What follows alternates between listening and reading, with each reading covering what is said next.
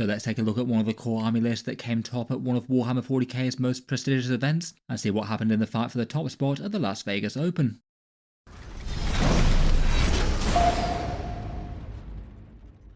Hello and welcome back to Auspex Tactics, where today we're taking a look at another enormous Warhammer 40k tournament. It seems that we've had some back-to-back stress testing of the new Warhammer 40k meta, having the enormous London Grand Tournament one week, and then the huge Las Vegas Open happening the week after. There's loads of opportunities to see what's doing well in game right now, and good players to take centre stage with some cool armies. The Las Vegas Open is one of the single biggest Warhammer 40k events each year. Usually it seems to be the biggest Warhammer 40k singles tournament, though for this one in particular attendance is down a bit. It's only around about half the size of the London Grand Tournament, which was the biggest one of the year last week, and that's likely due to a few factors really. The biggest one is likely that they had a Las Vegas Open earlier in the year, and then they decided to move it to autumn rather than January. So I guess it's probably going to be late September, early October from now on. Given we'd already had one in January this year, it maybe seems understandable that this one feels like less of a big event and there's slightly fewer people willing to travel. It probably wasn't helped out that it was really quite close to the London Grand Tournament, which is also another major event that might have sapped a few people from Europe coming to it. And does sound like a fair few people were put off by the prospect of braving US border control at the moment. So that could have been another contributing factor for some people travelling beyond the US. Even with all of that though, it's still an absolutely enormous tournament, over 500 players, and as per usual it's always pretty cool to check in with what's making it to the top. Their format again did a top cut, having a shadow round and then a bunch of players competing for the top spot, and it was possible to get into that having taken one defeat somewhere along the way. I still have a chance of making it to overall victory depending on how it happened and how well we scored in other games. In any case though, any player that reached this point had already basically been the equivalent of a Grand Tournament winner elsewhere, having won something like 6 or 7 other games to get to the top 8 in the first place. And if you did want to check out any of the games, the final games were streamed via Wargames Live and the official Warhammer YouTube channel. As with the London Grand Tournament, it was really quite cool to see quite so many different armies on show. More so than over the last few months, top level 40k has a vast amount of options where you can play other factions viably, and in current 40k it's far more important as to the skill level of the player as opposed to the army choice of faction, which is really as it should be. Obviously an optimised list and played well is sort of a given at this level though. For the factions in the top 8, we had Admech, Grey Knights, Drukhari, Astra Militarum, Tau Empire, Deathwatch, Aeldari and Chaos Knights. So literally 8 different spots for 8 different factions, which is really fun. And then looking at the rest of the top 16, another 5 factions were represented there. Absolutely no one faction dominating to any great extent at all. Let's take a look through those armies and what knocked them out, and then focus on the list of the overall winner.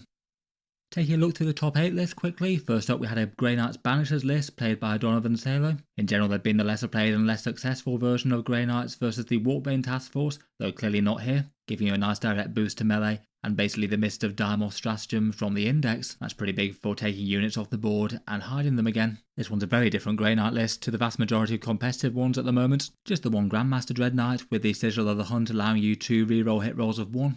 Interestingly, 2 Paladin squads that are better in Banishers versus Warpbane and can hit hard on the charge with lethal hits or sustained hits. I'm not sure if those Brotherhood Librarians are attaching into the units there. They can be quite good just individual models deep striking with a little bit of firepower too. There's Castellan Crone, a big unit of Purifiers, which is hard to go wrong with big shooting and melee. Going very heavy on the Interceptors with a squad of 10 and 2 sets of 5. There's a Rhino here which could be used either for the Purifiers or the Interceptors jumping in and out of it potentially. There's also not 1 but 2 lone operatives with a Calidus and Calexus. This one was knocked out in a somewhat close game against the Aeldari Warhost, going 76 to 62.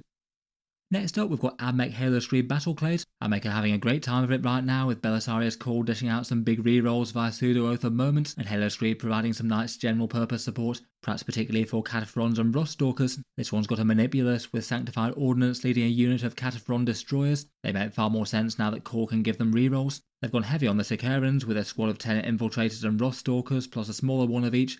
Some troops for boosted Doctriners, a Servitor Battleclade as a nuisance infantry that can advance and do actions, and some heavy anti-tank fire with the Iron Striders and Scorpius Disintegrators. Certainly a very scary looking Admech list, but they were knocked out by the Chaos Knights. Looks like that game wasn't particularly close. The Despoiler Gatling Cannons look like they've got plenty of particularly good targets here.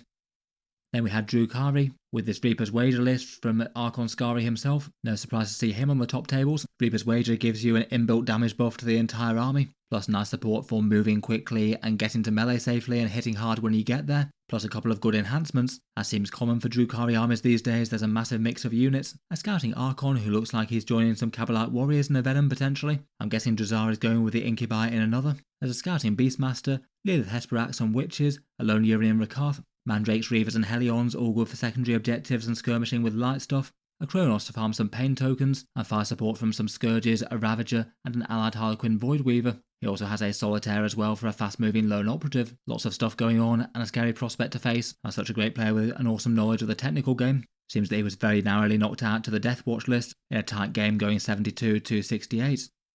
Then finally for the list, falling in the quarterfinals, the Tower knocked out here, an army by Durant Bozzini, going for Callion for the big late game damage boost and some nice stratagem support. Shadowsun leads the way on her own in the HQ section. There's 3 Riptides with their boosted Strength 10 Ion accelerators, heavy anti-tank fire support from Skyrays and Hammerheads, Breachers jumping out of a Devilfish for some heavy hitting fire support, and then loads of support units between Stealth Suits, Carnivores, Pathfinders, Crutox Riders, Vespid Stingwings and Piranhas, and a Ghost Kill lurking in the background. Seems like a scary and well balanced Tau list. They were knocked out by the Astra Militarum in a close game at 90-80. That means that after the quarterfinals, these ones were left: the Guard Recon element list, Deathwatch Blackspear, Aeldari Warhost, and then Chaos Knights with Infernal Lance. Before we get on to the fate of those though, I'll just give a quick shout out to today's video sponsor in Bourbon and Bolters, who wanted to share their Warhammer 40k event with you guys. Tried to do something unusual, with an event basically hosted in an all-inclusive style hotel for a week, with Warhammer 40k being the main focus between hobby events, guest speakers, and mini tournaments. This one's happening in January 2026 between the 19th and the 25th. It's happening in North Carolina in the USA. Their plan is that they've booked a big luxury residence called the Black Stallion. It looks really quite cool and swanky from the videos and things that they have if you search it. And it's aiming to be properly nice hotel style accommodation with all meals included, and as the name might suggest, all drinks included too. Over the week, their main attractions are some professional hobby and tactics classes hosted by some notable names that you might recognise from YouTube or social media. 3 mini tournament events, one a narrative focused one, and then providing casual gaming and hobby space. Here's some of the names they've got signed up to do events or workshops. As this might all imply though, it doesn't come particularly cheap. The ticket prices are $3,700 for a week, I guess basically representing a luxury accommodation plus extra stuff on the sides. That's with the early bird rate up till October the 10th. It does sound like a fun idea, though bear in mind that this is their first event, so maybe a little bit less tried and tested than some more established ones out there. In any case, you can check them out down in the video description if you want to take a look over their event. Thanks to them for sponsoring this one. Getting into the semi-finals though, and next up we had Chaos Knights with the Infernal Lance. This one's taken over as the popular one to play Chaos Knights recently, basically giving you big damage or defensive buffs, having access to Diabolic Bulwark and a few other useful stratagems, and in particular it's got some fairly scarily awesome synergy with the dual Gatling Knight Despoiler. Really big scary general purpose weapons in the first place, with 18 shots at strength 6 and damage 2, and just giving them basically free access to lethal hits all the time means that every one of those knights will take enormous chunks out of literally anything that they fire at. As a result, it's not uncommon to see triple copies of them striding around, and this list by Ben Durack had 3 of them. Basically anything that any one of those can see is going to take some pretty enormous damage. Then beyond that, there's 2 Wardog Stalkers to scout into the mid-board and scrap for objectives there, taking a Slaughterclaw and Demon Breath Spear. There's 2 Wardog Carnivores being fast-moving and hard-hitting in melee, and then allied demons in 3 Nurglings for some infiltrate screening, and the big hulking mass that is Rotigus. He's just got good stats with some damage and defense, and can debuff enemy units nearby slightly. In any case, looks like he had a crazy impressive run, going 8 games undefeated before losing the 9th,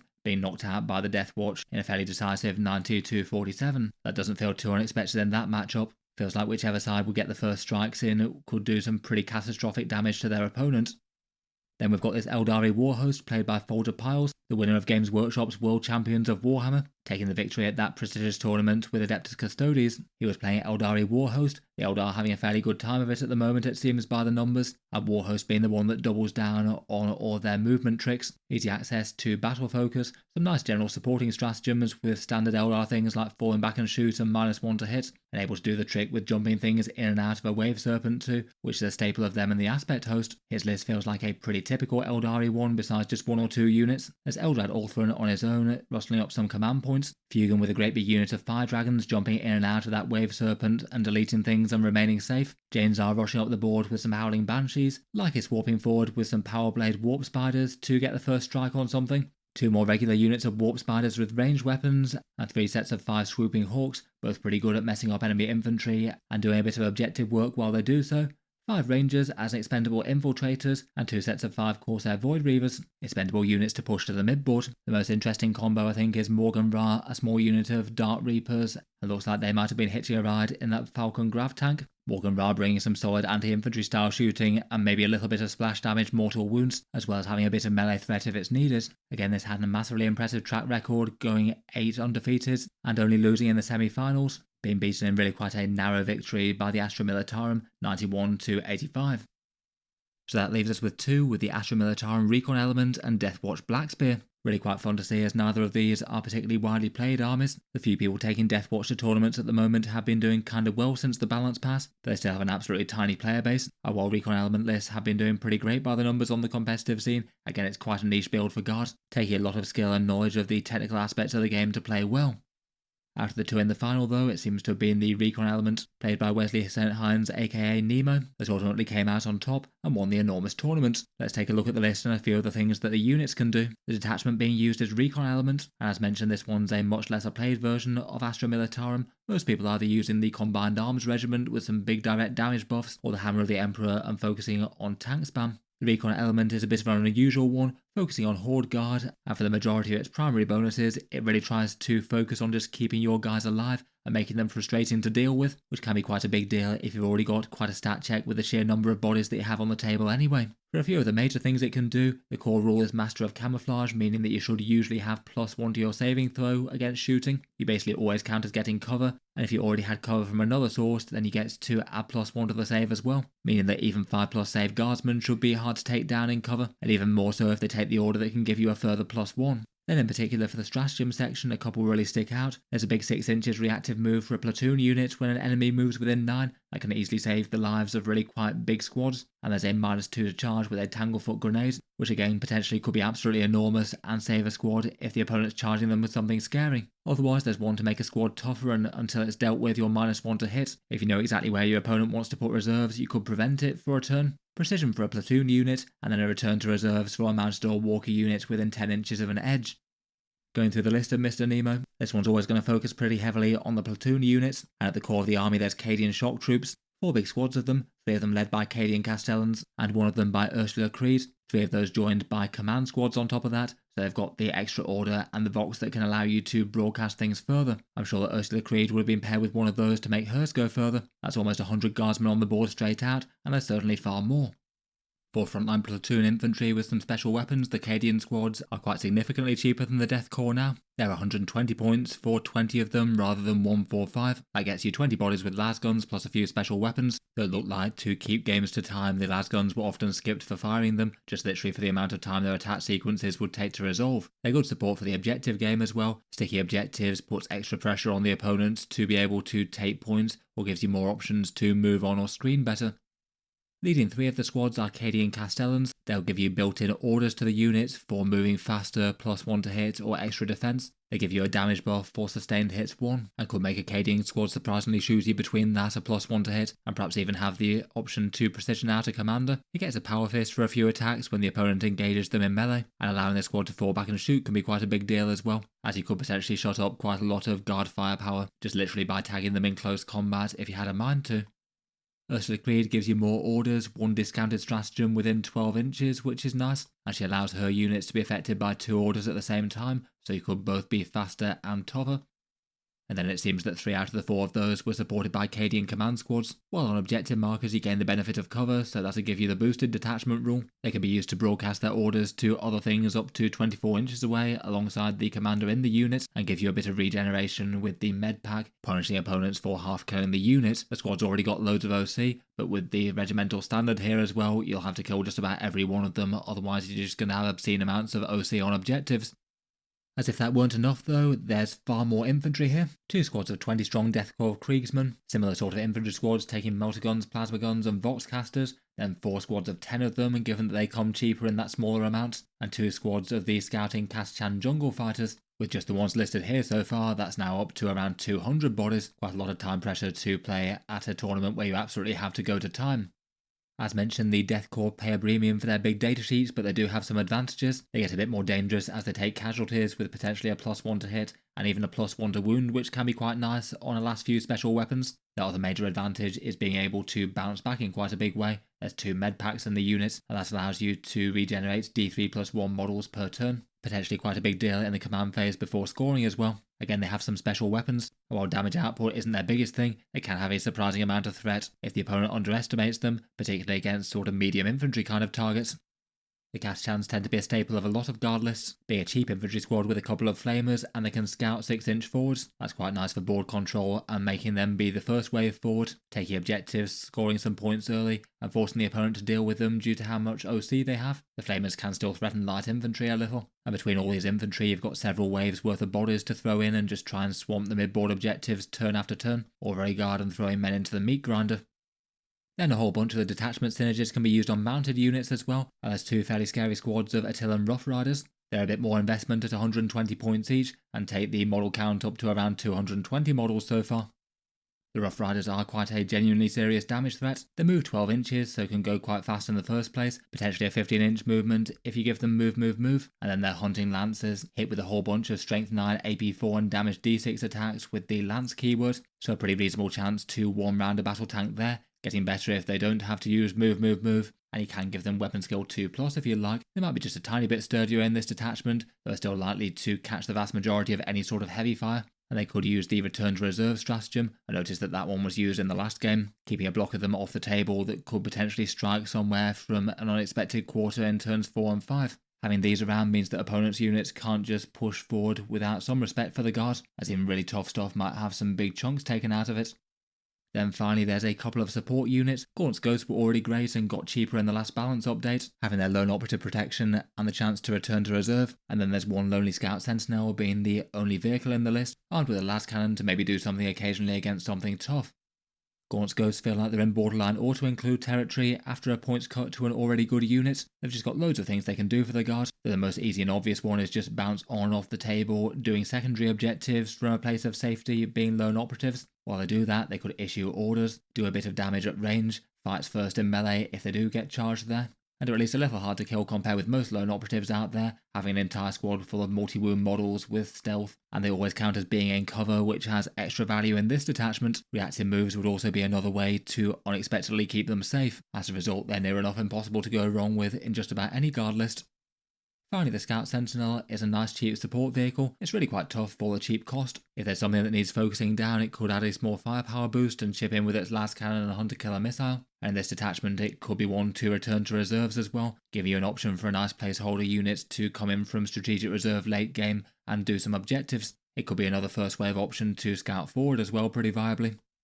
Putting that all together, and it's really quite cool to see Horde Guard with cavalry support winning the Las Vegas Open. It does feel like a bit of a counter-meta list where not so very many armies are really expecting huge amounts of light infantry. Lots of armies in 40k can absolutely do it in good amounts, just kind of incidentally, but not all of them can. And a lot of things can't really do so without having to worry at least somewhat about the counter-attack and the damage output of the special weapons in the units, or the counter charges from Rough Riders. In particular, Recon element is going to make it extra hard to deal with those. Reactive moves to keep squads safe. Everything's going to be harder to shoot down than it would normally be, and it might even mess up the odd charge with the Tanglefoot grenade as well. It still feels like the sort of list that the average player is probably going to have average or below average results with. It's really a testimony of skill to the person playing it, needing to know the movement game of Warhammer 40k really well, and certainly having a really tight game plan and being super efficient with your turns. With about 230 models and only an hour and a half on the clock, there's a lot of pressure to get everything placed in a good time. In terms of the win record, it looks like this first beat Raven Guard Shadow Mark Talon, then Custodes Shield Host, Guard Combined Arms, Blood Angels Liberator Assault Group, a Tau Retaliation cadre, then had a draw against a rather interesting looking Thousand Suns 30 Scarab Occult Terminator list, before I think going on to play that again in the Shadow round and then coming away victorious, at least as best I can tell from the results. Then for the path to victory in the top 8, there was Kauyon Tau, the Aeldari Warhost, and then finally the Deathwatch Black Spear. It's a pretty massive achievement to be going through that little lot, particularly with the calibre of player that's likely to be turning up to the Las Vegas Open. Finally, here's the Deathwatch list that came second by Talus Dice, I believe going 8-2 overall based on the Best Coast pairing results. The few people playing Deathwatch do seem to have been doing rather well after the buffs they got, a few key units going down by a meaningful amount. Like most competitive Deathwatch, this one's using the Black Spear Task Force, so 2 turns worth of damage buffs and 1 turn of a chance for precision attacks. Special issue ammo stratagems that can amp up your squad shooting, potentially quite efficient over multiple kill teams, and some teleport tactics to repeatedly warp your kill teams around the board to get them to their targets with alpha strikes. It might be just a little bit easier to do that when the board isn't clogged up with quite so many guardsmen though. The detachment's also got some absolutely great enhancements. The Thief of Secrets with a big damage buff, which is given to a Gravis captain leading an Indomitor kill team here. The Beacon Angelus for a free rapid ingress and deep strike, which is given to a Judas here. It looks like he'd be leading a squad of Deathwatch veterans to get them to the fight and deliver them into glorious close combat. And then there's a Watchmaster with the Tome of Ectoclades. That one gives you big rerolls with Oath of Moment against 2 different targets, as well as his Advance and Charge and free stratagems. Looks like he'd be leading the other Deathwatch veteran squad. They're both fairly scary prospects with their big Thunderhammers, using one or the other of those characters to deliver them into close range and melee.